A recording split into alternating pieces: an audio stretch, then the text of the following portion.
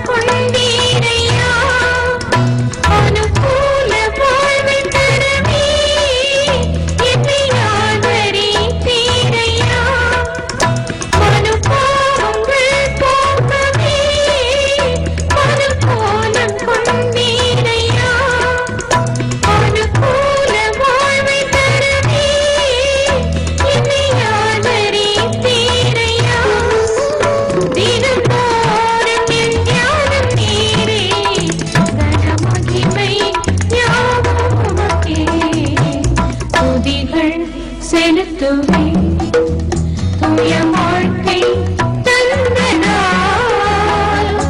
அதிசயமாகவே என்னை ஆட்கொண்டேன் இயேசுவே. துதிகள் செலுத்துவே.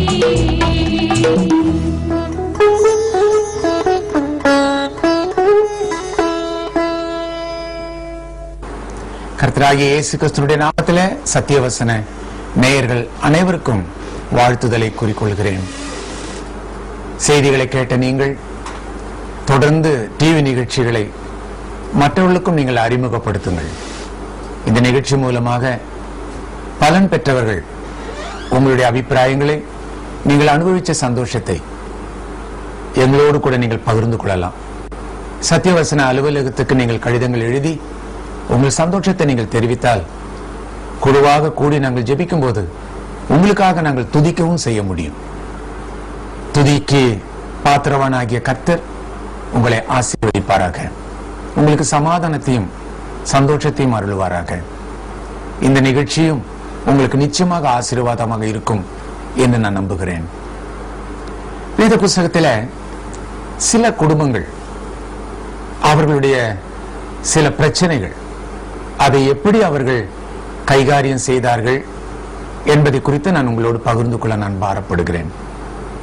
அப்போஸ்தலர் நடபடிகள் 18ஆம் அதிகாரத்தில் ஒரு குடும்பம், எல்லாருக்குமே கிறிஸ்தவர்கள் எல்லாரும் அறிந்த ஒரு குடும்பம். ஆக்கிலா, பிரிஸ்கில்லா என்று 2 பேர். இந்த 2 ஒரே பேர் அல்ல. ஆக்கிலா புருஷனுடைய பெயர், பிரிஸ்கில்லா மனைவியினுடைய பெயர். இவங்க 2 பேரும் கூடார தொழில் தான் அவங்களுக்கு மிக முக்கியமான தொழில். அந்த காலத்துல கூடார தொழில்னா நல்ல பணம் சம்பாதிக்கலாம். அப்படி ஏராளமான பணம் சம்பாதித்து ரோமாபுரியில அவர்கள் நல்ல நிலம் வாங்கி வீடுகள் கட்டி சந்தோஷமா ஜீவித்துக் கொண்டிருந்தாங்க. அது மாத்திரமல்ல, அவங்க இயேசு கிறிஸ்துவை ஏற்றுக்கொண்ட யூதர்கள். இயேசுவை ஏற்றுக்கொண்ட நாள் முதல் அந்த வீட்டில் நல்ல ஜெப கூட்டம், நிறைய ஆத்துமாக்களை ஆதாயம் செய்து கொண்டிருந்தாங்க. இப்படிப்பட்ட ஒரு சூழ்நிலையில அந்த தேசத்து ராஜா ராயன், அவனுக்கு யூதர்களை கண்டா பிடிக்காது. ஏன்னா அவன் ரோமாபுரியை சேர்ந்தவன். யூதர்கள் கண்டா அவ்வளவு வெறுப்பு. ரோம சாம்ராஜ்யத்திலிருந்து யூதர்கள் எல்லாம் வெளியே போயிடணும்னு கட்டளையிட்டான். அதுல இந்த ஆக்கிலா பிரிஸ்கில்லா குடும்பம் ஆகப்பட்டு போச்சு. இவங்க எவ்வளவு சொல்லி பார்த்திருப்பாங்க, நாங்க யூதர்கள் தான், ஆனா இயேசுவை ஏற்றுக்கொண்டவங்க. கிறிஸ்தவங்களுக்கும் யூதர்களுக்கும் அவங்க வித்தியாசம் தெரியல. அந்த ராயனுக்கு யாரா இருந்தாலும் சரி, நீ யூதன் தானே, வெளியே போயிடு. நாடு கடத்தப்பட்டார்கள். நாடு கடத்தப்படுதுன்னாக்கா அது சாதாரண விஷயம் இல்லை. சொந்த நிலம், சொந்த பூமி, சொந்த வீடு, இனஜன பந்தத்தார் எல்லாரையும் விட்டுட்டு நாட்டை விட்டே ஒரு புது தேசத்துக்கு அவங்க போகணும் அப்படின்னா அகதிகளாக போனவங்களை பார்த்தாதான் உங்களுக்கு தெரியும். அவங்களை நேருக்கு நேரா நீங்க சந்திச்சு அவங்களுடைய விவரங்களை கேட்டாதான் உங்களுக்கு தெரியும். சில வருடங்களுக்கு முன்பு 1984 வருஷம் நினைக்கிறேன், அருகிலே உள்ள தேசத்துல பிரச்சனை வந்து சில குடும்பங்கள் அங்கிருந்து புறப்பட்டு இந்தியாவுக்கு வந்தது. எங்க போனாலும் நான் என்னுடைய பிரசங்கத்துக்கு பிறகு எந்த தேசத்துல பிரசங்கம் பண்ணாலும் என்னுடைய விலாசத்தை 2 லைன்ல சொல்லி பழக்கம். டாக்டர் புஷ்பராஜ், சேலம் 5, இந்தியா, அவ்வளவுதான்.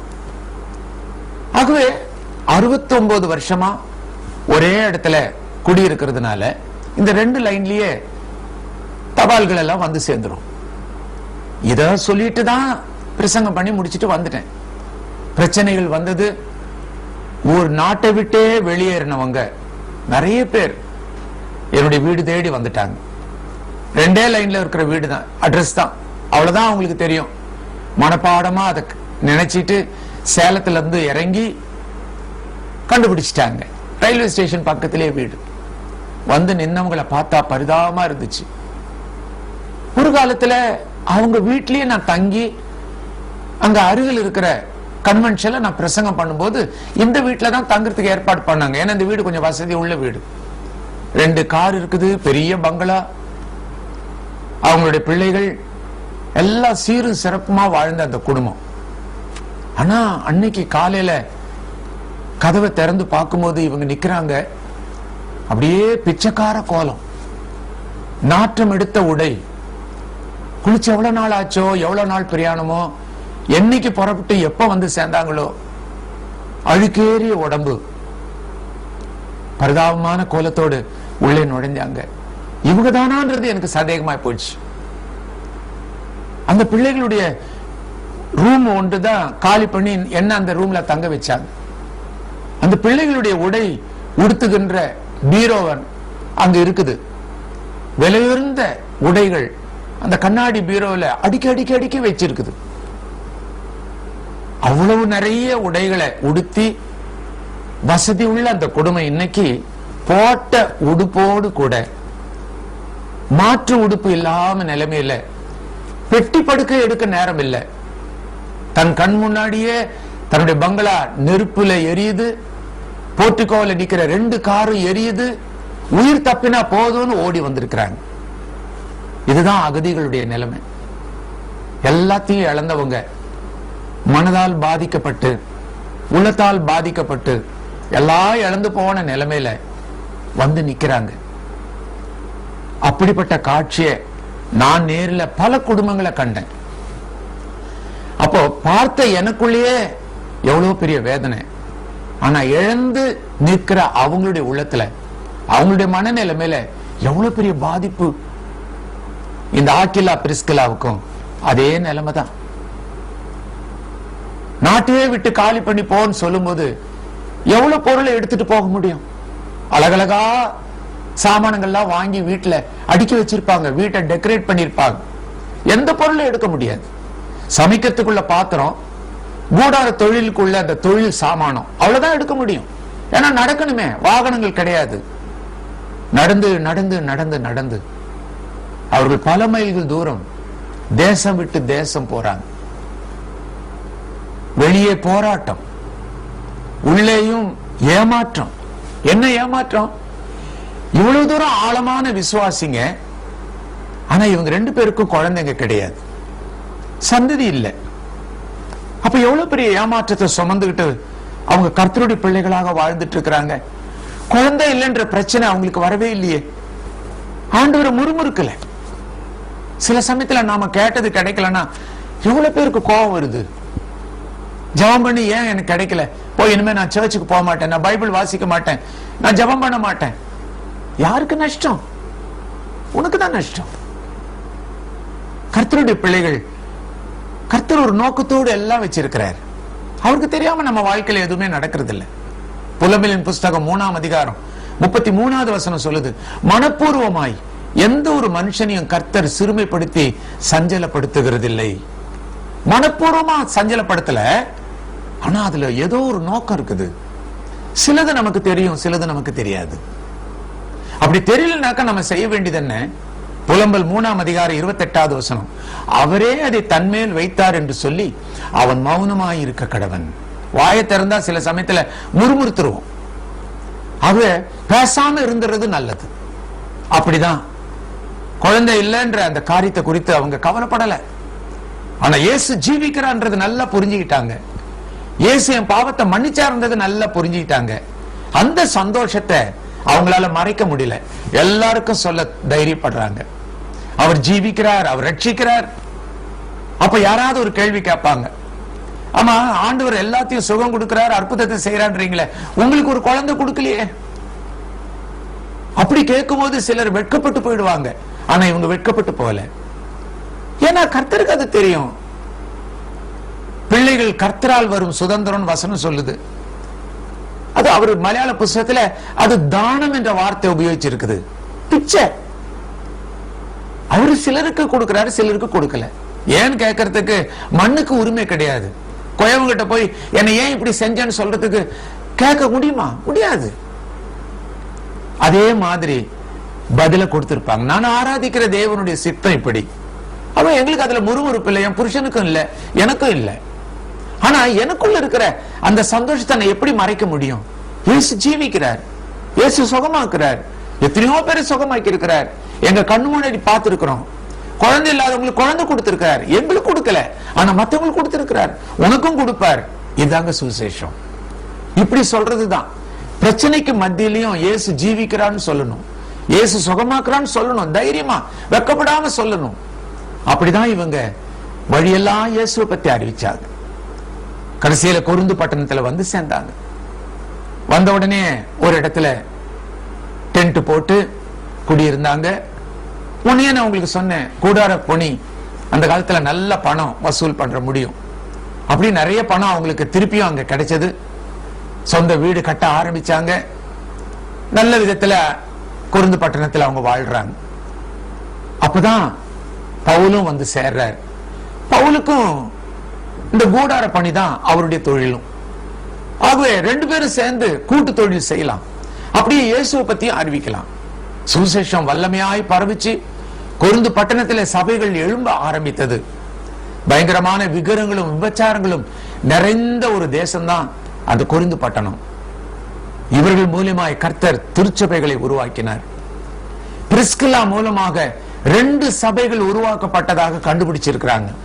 சமீப காலத்துல கல்லறைக்குள்ள அந்த சபை ஆரம்பிக்கப்பட்டது. அங்க மேல எழுதியிருக்கிறாங்க பிரிஸ்க் டூம் அப்படின்னு கல்லால செதுக்கி இருக்கிறாங்க. ஆகவே பிரிஸ்கில்லா மூலமாக சபைகள் உருவாச்சு. குழந்தை இல்லை, ஆனா ஆவிக்குரிய ஜீவியத்துல 2 பேருக்கும் எந்த போராட்டங்களும் இல்லை. இவளுக்கு நல்ல சுவிசேஷம் அறிவிக்க முடியும், பிரசங்கம் செய்ய முடியும். ஆனா புருஷனுக்கு அந்த தாளந்து இல்லை. அதனால இவங்க ரெண்டு பேருக்குள்ளுமே காம்ப்ளெக்ஸ் இல்லை, இன்ஃபீரியாரிட்டி காம்ப்ளெக்ஸ் உண்டாகல. அவங்களுக்குள்ள மனப்பான்மையில அவங்களுக்கு சோர்வு ஏற்படல. மனைவி எங்கெங்க ஊழியர் செய்யணுமோ அங்கெல்லாம் கொண்டு போய் விடுவான், திருப்பியும் கூட்டிட்டு வருவான். எனக்கு அந்த தாளந்து இல்லை, ஆனா மனைவியை பயன்படுத்துறாரே கர்த்தர், அதுக்கு நான் உதவியா நிற்பேன். இப்ப முறுமுறுப்பு இல்லாம ஆவிக்குரிய அண்டர்ஸ்டாண்டிங், அந்த உணர்வுதல் அவங்களுக்குள்ள இருந்ததுனால அந்த குடும்பத்துல போராட்டம் இல்லை, பிரச்சனை இல்லை. கர்த்தர் ரெண்டு பேரையுமே நல்லா உபயோகிக்க ஆரம்பிச்சார். ஆவிக்குரிய குடும்பமாக கட்டி எழுப்பினது ஆவிக்குரிய குடும்பம். அதே மாதிரி மற்றொரு குடும்பம், தெய்வத்தை நல்லா புரிஞ்சுகிட்ட குடும்பம். அன்னாள் அவருடைய புருஷன், சாமுவேலை பெற்றெடுத்த தாய், அவளுக்கும் குழந்தை இல்லை. அந்த வீட்டில சிறுமைப்படுத்தப்பட்டாள். சில சமயத்துல ராத்திரில எல்லாம் அழும்போது பக்கத்துல படுத்திருக்கிற புருஷன் கண்டுபிடிச்சு எந்திரிப்பான். எனக்கு தெரியும் இன்னைக்கு யாரோ மனசை வேதனைப்படுத்தி இருக்கிறாங்க, அதனாலதான் நீ அழுகிற. ஆனா எதையுமே சொல்ல மாட்டாங்க வாயை திறந்து. தன்னை இப்படி எல்லாம் வேதனைப்படுத்துறாங்க, இன்சல்ட் பண்றாங்க, தன்னை அவமானப்படுத்துறாங்க. ஏன்னா அதனால குடும்பத்துல பிரச்சனை வந்துடும். ஆவிக்குரியவங்க எப்பவுமே குடும்ப சமாதானத்துக்கு தான் உழைப்பாங்களே தவிர கோல் மூட்ட மாட்டாங்க. அப்படிதான் அந்த வீட்டுக்குள்ள சமாதானம் இருந்துச்சு. ஆனா புருஷன் சொல்றான், எனக்கு தெரியும் யாரோ மனசை வேதனைப்படுத்தி இருக்காங்க, நீ அழாத. 10 பிள்ளைகளை காட்டிலும் நான் உனக்கு சிறந்தவன் அல்லவா. என்ன மாதிரி ஆறுதல் சொல்ற புருஷன் பாருங்க. மனைவி சோர்ந்து போற நேரத்துல ஆவிக்குரிய புருஷன் அவளை பலப்படுத்தணும். அவளுடைய மனசை இன்னும் தூண்டி வேதனைப்படுத்த கூடாது, அவளை வேதனையும் இன்னும் நோகடிக்க கூடாது. அதே மாதிரி புருஷன் சோர்ந்து வரும்போது மனைவி, ஏங்க நீங்க சோர்ந்து இருக்கிறீங்க, நம்முடைய தேவன் என்ன செத்து போன தேவனா, வாங்க 2 பேரும் முழங்கால் படியிடலாம், நம்முடைய தேவனோடு பேசலாம். இப்படி சொல்லி ஆவிக்குரிய ஜீவிதத்துல புருஷன் மனைவியை பலப்படுத்தணும், மனைவி புருஷனை பலப்படுத்தணும். இந்த மாதிரி ஒருவருக்கு ஒரு புரிதல் இருக்குதே, அந்த குடும்பத்துல எப்பவுமே நிம்மதி இருக்கும். அது கூட்டு குடும்பமா இருந்தாலும் பிரச்சனை வரவே வராது. புரிந்து கொள்ளுதல் இல்லாததுனாலதான் பல வீடுகளில பிரச்சனைகள் வருது. ஆவிக்குரியவங்க ஆவிக்குரியவங்களோட இணைஞ்சு ஆவிக்குரிய குடும்பத்தை கட்டி எழுப்புவாங்க. இன்னொரு குடும்பத்துல நீங்க பாருங்க, யோபனுடைய குடும்பம் ஆரம்பத்துல நல்லாதான், 2 பேரும் ஒன்னாதான் கடவுளுடைய பிள்ளைகளா கடவுளுக்கு சேவை செஞ்சு பிள்ளைகள் எல்லாம் ஆவிக்குரிய ஜீவிதத்துல வளர்த்தி எல்லாம் கடவுளுக்கு என்னென்ன பிரியுமோ அது மாதிரி எல்லாம் பலி எல்லாம் இட்டு அப்படிதான் செஞ்சிட்டு இருந்தாங்க. பிரச்சனை வந்தது, பிள்ளைகள் மரித்தாங்க, சொத்து போச்சு, புருஷனுடைய சரீரத்துல வியாதி, அதுவும் சுகமாக்கப்பட முடியாத வியாதின்னு தெரிஞ்சதுக்கு அப்புறம் மனைவிக்காரி வருகிறார். தாங்க முடியாத வேதனையில அழுதுட்டு இருக்கிறான் புருஷன். அந்த சமயத்துல ஆவிக்குரியவளா இருந்தா என்ன செஞ்சிருக்கணும்? இதுக்கு முன்னாடி அவ நல்ல ஆவிக்குரிய மனைவி மாதிரி தான் நடிச்சா. ஆனா பிரச்சனைகள் வரும்போதுதான் ஒவ்வொருத்தருடைய ஆவிக்குரிய நிலைமை அப்பதான் வெளிப்படும். அது வரைக்கும் ரட்சிக்கப்பட்டேன்னு தான் சொல்லுவாங்க. ஆனா பிரச்சனை வரும்போது அதை எப்படி கைகாரியம் செய்யறாங்களோ அதை வச்சுதான் அவங்களுடைய ஆழத்தை நம்ம புரிஞ்சு கொள்ளலாம். அப்பதான் அந்த உண்மை சொரூபம் வெளியே தெரியும். இப்பதான் இவளுடைய உண்மை நிலைமை தெரியுது. இது வரைக்கும் புருஷன் கூப்பிட்ட இடத்துக்குலாம் வந்தான், ஜெபம் பண்ணுனா ஜெபம் பண்ணுவா, பலியிடணும்னா பலியிடுவா, எல்லாம் செய்வா. பிள்ளைகள் செய்யாத தப்புக்கெல்லாம் பாவ நிவாரண பலி, எந்த எதிர்கேள்வியும் கேட்காம செஞ்சு கொடுத்தா. ஆனா இன்னைக்கு புருஷன் பொழைக்க மாட்டான் அப்படின்றது தெரிஞ்சதுக்கு அப்புறம் இப்ப இவளுடைய நிலைமைய பாருங்க. புருஷன்கிட்ட வந்து அவ சொல்றா, இந்த வேதனையோட நீ ஜீவிக்கிறத என்னால பார்க்க முடியல, செத்து போயிடு, ஜீவிக்கிறத விட நீ செத்துறது நல்லது, ஏன்னா நீ பொழைக்க மாட்ட. அப்ப காலமெல்லாம் இந்த வேதனையோடு நீ ஏன் கஷ்டப்படணும்? இதுதான் பேரு கருணை கொலைன்னு பேரு. ஆகவே அது மாதிரி செஞ்சிரு. ஆனா அதோட நிறுத்தி இருந்தா பரவாயில்ல. இவ இன்னொரு வார்த்தையும் சொல்றா, சாவறதும் சாகுற, சும்மா சாகாத. இவ்வளவு நாள் வரைக்கும் கடவுள் கடவுள்னு சொல்லி அங்க ஊழியம் பண்ண இங்க ஊழியம் பண்ணிய, அந்த கடவுள் ஏன் உன்னை காப்பாற்ற கூடாது? நம்ம பிள்ளைகளை ஏன் காப்பாற்ற கூடாது? நம்முடைய சொத்துக்கள் நஷ்டப்பட்டுச்சே, ஏன் கடவுள் வந்து நமக்கு உதவி செய்யக்கூடாது? அப்பேற்பட்ட உதவி செய்யாத கடவுளை நீ என்ன பண்ற? 4 வார்த்தை நல்ல தூஷணம் பண்ணி அப்புறம் செத்துப்போ, சும்மா சாகாத. இப்படிப்பட்ட ஒரு இதான் ஆவிக்குரிய குடும்பம். புருஷன் வேதனையோடு இருக்கிற சமயத்துல மனைவி என்ன செய்யணும்? சோர்ந்து போகாதீங்க, நாம் ஆராதிக்கிற தேவன் செத்து போனவர் அல்ல, அவர் ஜீவிக்கிறவர். நம்ம ஜெபம் பண்ணுவோம், கர்த்தர் எல்லாத்தையும் பார்த்துட்டு தான் இருக்கிறார். நமக்கு ஒரு காலம் வரும், நிச்சயமா நம்ம இழந்ததை எல்லாம் கர்த்தர் நமக்கு திரும்ப தருவார். அப்படி உற்சாகப்படுத்துறதை விட்டுட்டு வேதனைக்கு மேல வேதனையை கூட்டுறா, துக்கத்துக்கு மேல துக்கத்தை கூட்டுறா, ஆண்டவர் மேல வெறுப்பு உண்டாகும்படி ஆலோசனை சொல்றா. இது ஆவிக்குரிய மனைவி அல்ல. ஆனா மற்ற 2 பேர் நல்ல ஆவிக்குரிய குடும்பம். வித்தியாசம் பாத்தீங்களா? ஆகவே இப்படிப்பட்ட ஒரு சூழ்நிலையில நம்முடைய குடும்பம் இருக்குமானா நாம் என்ன செய்வோம்? புருஷன் ஆவிக்குரியவன், மனைவி ஆவிக்குரியவ அல்ல. அல்லது சில வீட்டுல மனைவி ரட்சிக்கப்பட்டவ, ஆனா புருஷன் ரட்சிக்கப்படல. அப்போ மத்தவங்க ரட்சிக்கப்படாதவங்களை ரட்சிக்கப்பட்டவங்க கட்டாயப்படுத்தக்கூடாது. ஆனா அவங்களுக்கு சொல்லி கொடுக்கலாம், அவங்களுக்காக ஜெபிக்கலாம்.